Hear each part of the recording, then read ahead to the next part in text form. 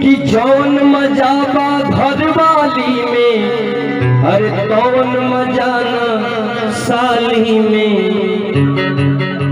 तो घर वाली नियन अपना वाली नियन हई तन मन के ठंडा न दीही। कहे की साली हई सब उल्टी मुर्गी, कहे की साली हई सब उल्टी मुर्गी। कहियो अंडा न दीही, साली हई सब उल्टी मुर्गी। कहियो अंडा न दीही, साली हई सब उल्टी मुर्गी। कौन मजा बा घर वाली में, कौन मजा साली में।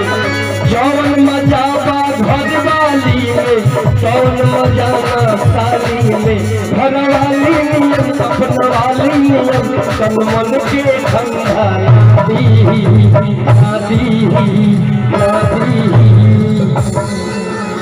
के साली होवे लो उल्टी मुर्गी। का होवे लो,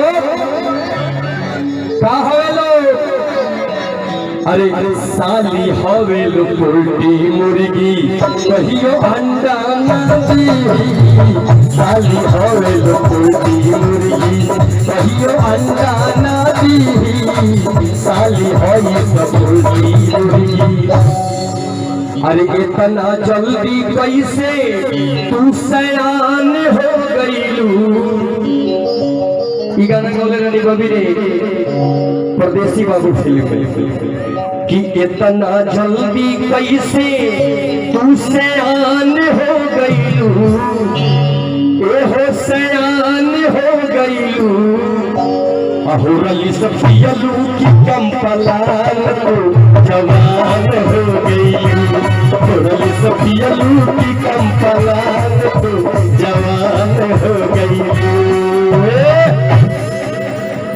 भैया की शादी में तू रहलू बड़ी छोट हो। याद बा चोरवले रहलू रतिया खूनी गोट हो। करत रहले कि हेतुरा पैसा दीजिएगा तबे देंगे। बड़ी छोट रहलू। कौन विटामिन पियलू पहलवान हो गईलू।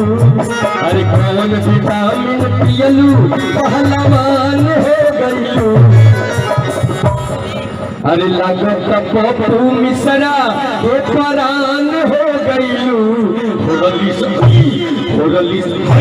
होरली सफियलू की कम पलान तो जवान हो गईलू। होरली सफियलू की कम पलान तो